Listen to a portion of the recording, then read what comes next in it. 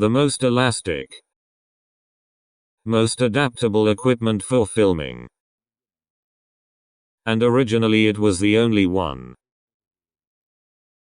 Undoubtedly it is photodiodolite. For those who do not know what a theodolite is, let's say it is similar to a telescope, whose position, orientation, we can know both horizontally and vertically. Horizontal clearly after putting the instrument in station, which means that the vertical axis must be such. Apart from that, the ideal was to mount a camera with an objective, obviously of good definition, on the telescope of theodolite, in order to know its orientation. With this equipment they took 2 shots from 2 different points of view, and taking note of the orientation of the camera at the time of shooting, and were detected, with topographical triangulation,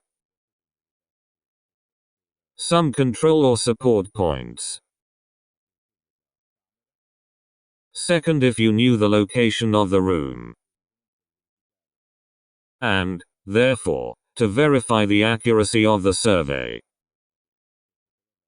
Or if you don't know the location of the room. In this case the survey's reference system will be oriented on the basis of these support points. In our case these problems don't exist, because we will always make a shot according to the normal case.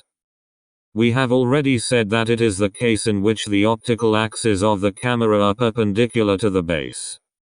That is, to join the 2 points of recovery. According to the scheme, also to get an idea of very simple formulas, which allows us to obtain the coordinates of the points detected.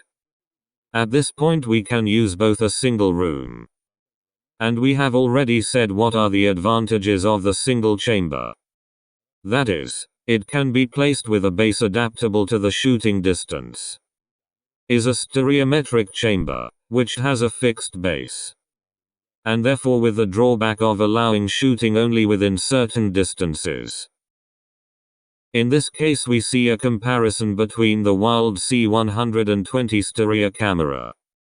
Even if the 30-year-old film, digitally transferred, offers images that are not very clear, due to the humidity that has damaged the film. Here we see the moment of the recovery of a building previously taken with the Wilde P30 photodiodolite, and see the stages. The advantage of photodiodolite is given by the small footprint. Therefore even a single person can carry out the survey safely. It's about taking 2 easels. They go to a certain distance, called the base and chosen according to the shooting distance. We said it must be between 1/5 and 1/20 of the shooting distance. You take the photo first on a tripod and then on the other. You have to be careful to level, that is to make the support surface of the horizontal instrument. First with a spherical bubble, which exists on the basis of the instrument. Then with 3 leveling screws you adjust this bubble. We will see better, later, how this operation is done. And then the instrument, which is adjusted with 2 orthogonal toric levels. We put a level parallel to 2 screws and adjust its horizontality. Then we intervene on the 3rd screw, to adjust the horizontality of the 2nd orthogonal level.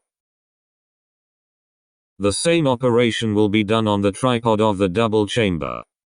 This time the advantage is that there is only one tripod. Let's say that setting up the photodiodolite takes some time. Setting up the stereometric chamber requires minimal time. In 10 minutes it is possible to assemble and disassemble it to move it to another point. In photodiodolite, 10 by 15 cm slabs are mounted. As for the recovery, the easel was put in the first point. The instrument was mounted on the stand. The plate was loaded, placed in the station.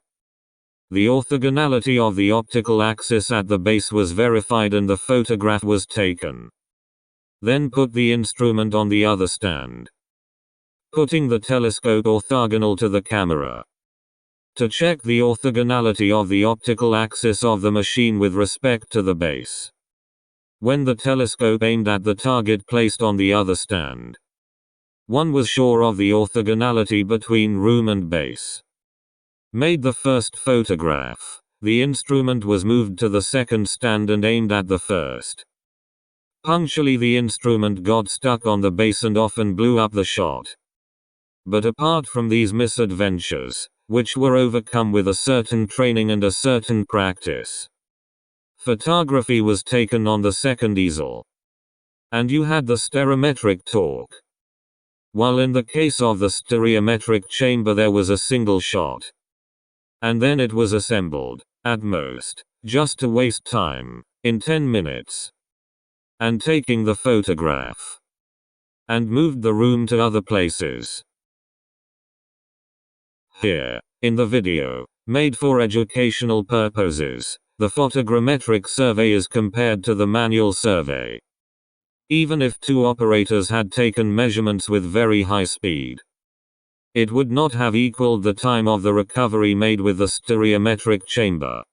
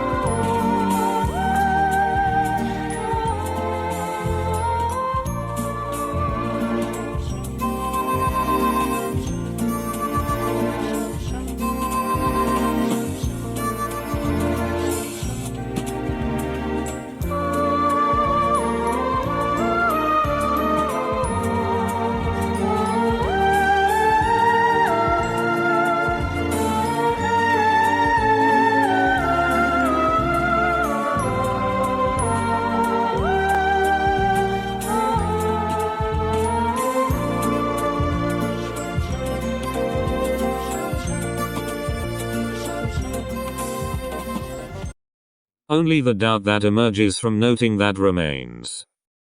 The time required for a single shot made with the Wild P30 photodiodolite. It is almost the same as that used for the survey of the whole structure made with the chamber and stereometric. To this we must add, against any disadvantages found in the double chamber, that certain filming like the ones we see on the screen now could not be done with a single chamber. For the fact that, very often the space is quite limited as a surface, and therefore does not allow to place two stations at a certain distance, or at least at an optimal distance.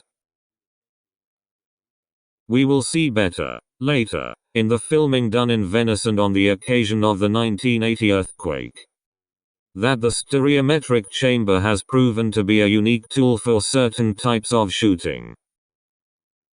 However, already in this situation, apart from the times, because the surveys were carried out in different periods, you immediately see that with the stereometric chamber, the work flows very quickly and I would also say with more security. Why stay in station every time the photodiodolite It involves a certain commitment and also the possibility of easy mistakes.